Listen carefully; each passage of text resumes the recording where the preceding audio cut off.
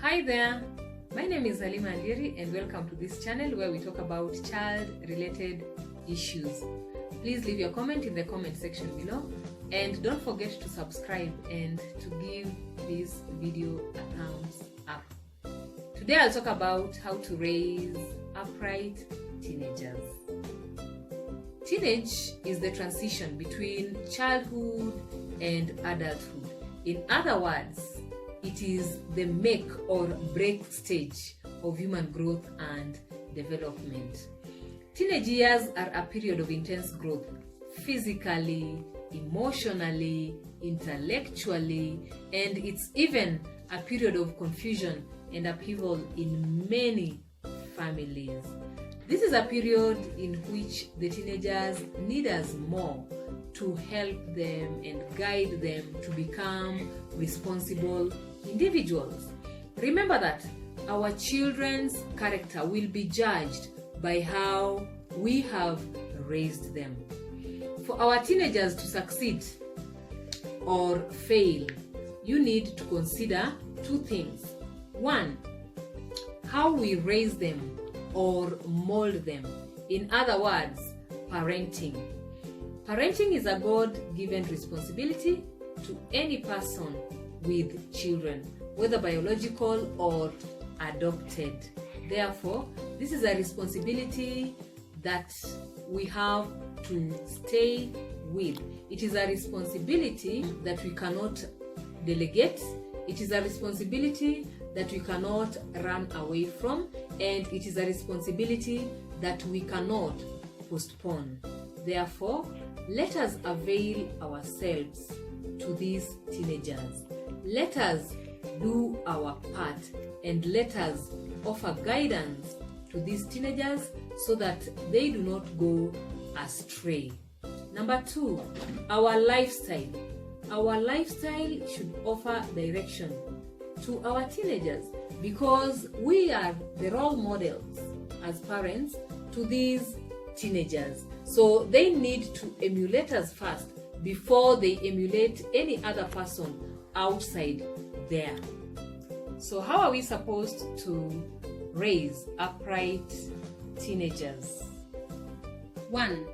Raise them up in the principles of God and encourage their faith and values in God. Remind them that God values and loves them more, than you do. This will affirm their moral character. 2. Respect and listen to them and then reason out with them. Don't talk at your teenagers, but talk with them as adults when advising them or even when disciplining them. When you listen to them, they'll feel like they have a voice and they will feel empowered. 3. Provide for all their basic needs and then grant them some little freedom just to see what they'll do with it. But keep on monitoring them closely without them realizing that they are being watched. And if they can't handle the freedom, take away the privileges. Just keep track of their activities. Monitor what they watch, what they read, and what they do all day long. 4. Offer them realistic learning opportunities. Give them a chance to learn and make informed decisions. Make it clear to them that they're the ones to bear the consequences, whether positive or negative.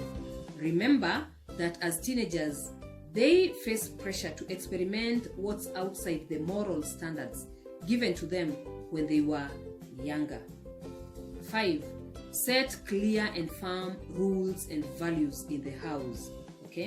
Set appropriate rules and give practical reasons of why there are boundaries. Don't be afraid, to be blamed as a strict parent when they are talking to their friends, because they'll definitely thank you later. Remember what Proverbs chapter 29 verses 15 and 17 says. Of course, we don't want to be ashamed about our children. 6. Set expectations. They will be unhappy about this, but let them know that you care for them to expect certain things. For example, set expectations about good grades, about acceptable behavior, and about them sticking to the house rules. If the expectations are appropriate, they will likely try to meet them, and this will help them stay focused. 7. Don't be too strict. Pick your battles, okay? Allow them to do some temporary and harmless things once in a while, like painting their fingernails during the holidays, or even wearing funky clothes, okay? And for example, during the holidays, when they decide to stay with their hair instead of plaiting it, that is harmless. So let them enjoy that, okay? Just save your energy for other serious issues, because failure to this, you'll be very, very stressed. 8. Know their friends and know their friends' parents, okay? And even try and get their friends' parents' contact, okay? And regular communication between you parents can help create a safe environment for these teenagers. Ask them questions about their friends, and then listen to them, and then advise them appropriately, okay, on how to choose good friends. 9. Don't give up on them. Remember that even when they're dismissing you, deep down their heart, they are relieved that you are looking out for them, okay? They still need your attention and acknowledgement. They may want more space and freedom, but they still want you to pursue them, okay? Don't let your hurt feelings stop you from doing it. Don't give up on them.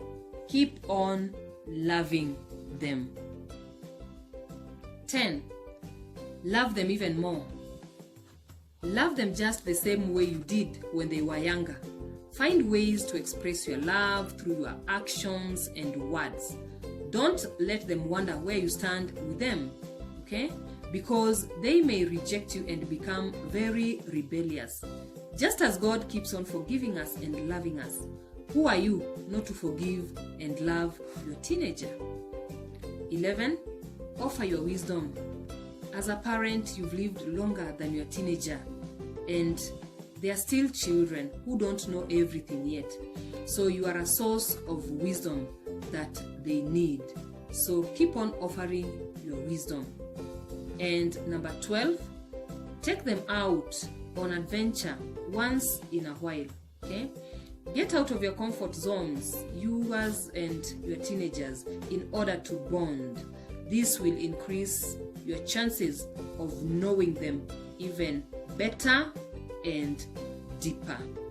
Let us just try and avail ourselves, okay, to our teenagers and guide them through this stage, because during this stage they are trapped between childhood and adulthood. They are very much confused, and without parental guidance they may go astray. So it is better as parents for us to try and mold them now other than regret later. That is it for today. Until next time, don't forget to subscribe. Bye bye.